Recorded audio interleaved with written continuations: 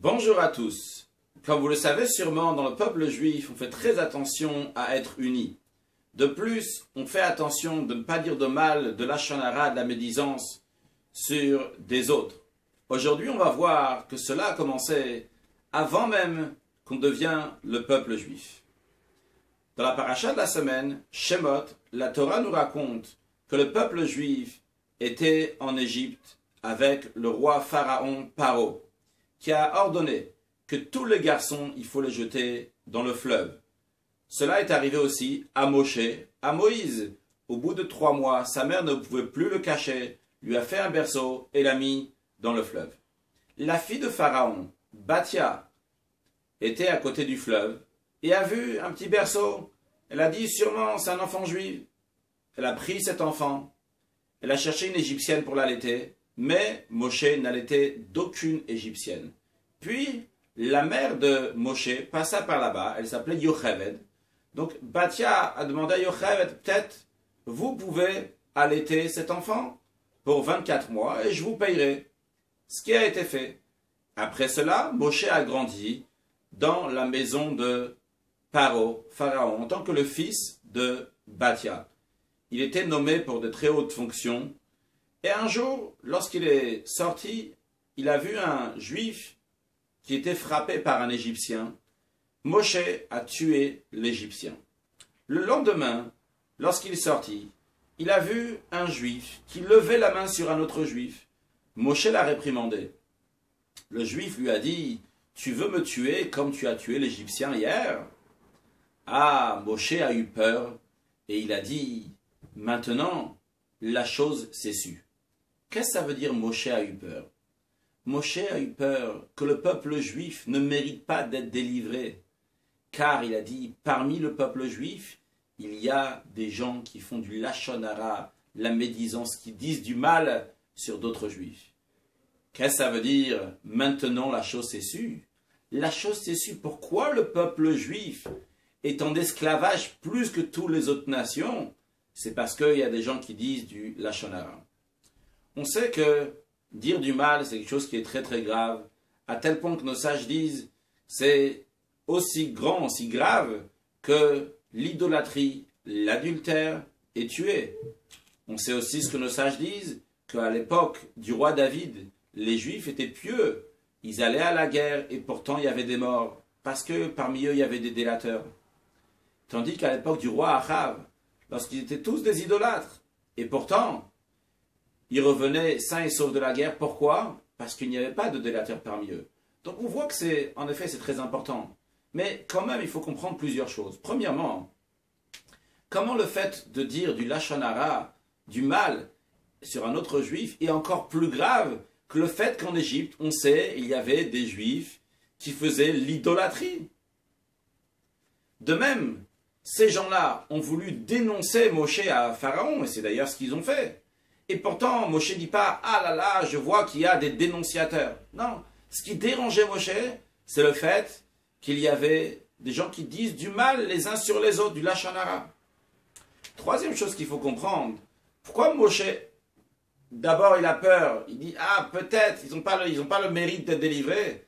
Après, en plus, c'est pour ça qu'ils sont en esclavage. Moshe aurait dû dire « Ah, je comprends pourquoi ils sont en esclavage. S'ils sont en esclavage, je comprends qu'ils ne peuvent pas être délivrés. » Quatrième chose qu'il faut comprendre, qu'est-ce que ça veut dire Moshe? Il dit, je comprends pourquoi le peuple juif est en esclavage plus que toutes les autres nations. Les autres nations, ils disent pas, eux, du lashon hara, du mal les uns sur les autres. L'explication est la suivante. Un peuple en général se fait de plusieurs personnes qui se rassemblent ensemble et décident d'être un peuple. Des fois, ils peuvent avoir les mêmes idées, le même territoire. Et ça, c'est ce qui fait un peuple. Ça, c'est un peuple qui se fait naturellement. Et comme c'est un peuple qui se fait naturellement, eh bien, il peut aussi se défaire aussi bien qu'il s'est fait, comme toutes les choses naturelles, qu'ils existent aujourd'hui, et demain, ils ne sont plus là.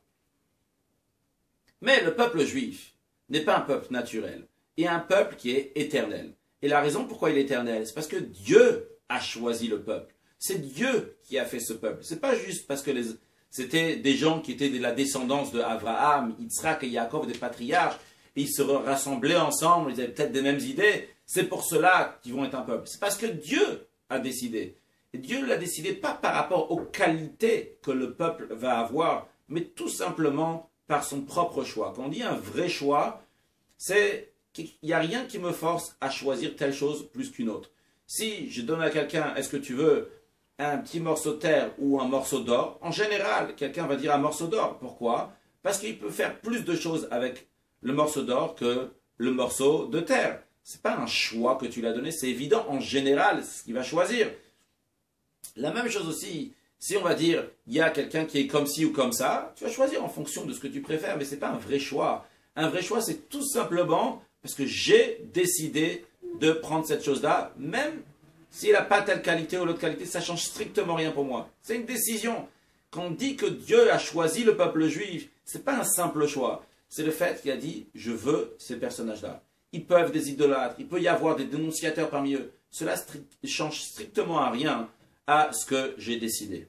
Et par cela que Dieu a choisi le peuple, ils vont devenir un peuple qui est éternel. Mais, attention, il y a quand même une condition pour que Dieu puisse les choisir. C'est quoi? C'est qu'ils vont être un peuple.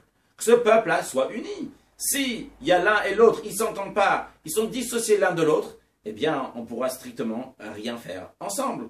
Et c'est la raison pour laquelle que Moshe était dérangé qu'il y avait des juifs qui disaient du lachon hara, de la médisance. Parce que dans le lachon hara, il y a premièrement, ça fait du mal à la personne qui dit, à la personne qui écoute, et à la personne de qui on parle. Deuxièmement, ça montre que la personne elle-même qui parle est mauvaise. Mais il y a une troisième chose dans le lachon hara, qui est différent de toutes les autres transgressions. C'est que ça montre qu'on est séparés les uns des autres. Même si moi, je ne dis pas ça par haine à l'autre, mais tout simplement, je dis du mal sur lui, on est séparés, on n'est pas ensemble. Et si on n'est pas tous ensemble, on n'est pas un seul groupe, Dieu ne peut pas dire, voilà, je choisis un peuple, puisqu'on n'est pas ensemble. Et c'est la raison pour laquelle, que Moshe n'avait pas peur des dénonciateurs, il n'avait pas peur du fait qu'il y avait des idolâtres, mais ce qui le dérangeait, c'est du lachon hara. Dans ces cas-là, les Juifs ne pourront pas être délivrés. Mais puisque finalement Dieu a décidé qu'il allait délivrer le peuple juif, alors comment ça va se passer? Bien maintenant, je comprends pourquoi Dieu les a mis en esclavage. Parce qu'en esclavage, ils vont se briser, ils vont devenir plus humbles, ça va casser leur orgueil. L'orgueil, c'est la source de toutes les mauvaises choses, la source de le contraire de l'unité. On ne veut pas être ensemble. Parce qu'ils vont être en esclavage, ils vont être humbles. Et à ce moment-là, ils vont devenir un seul peuple. Et Dieu pourra les libérer et les choisir. Et après leur donner la Torah où va se finir ce choix du peuple juif. En ce qui nous concerne, bien évidemment, on comprend de cela qu'il faut toujours dire du bien sur un autre.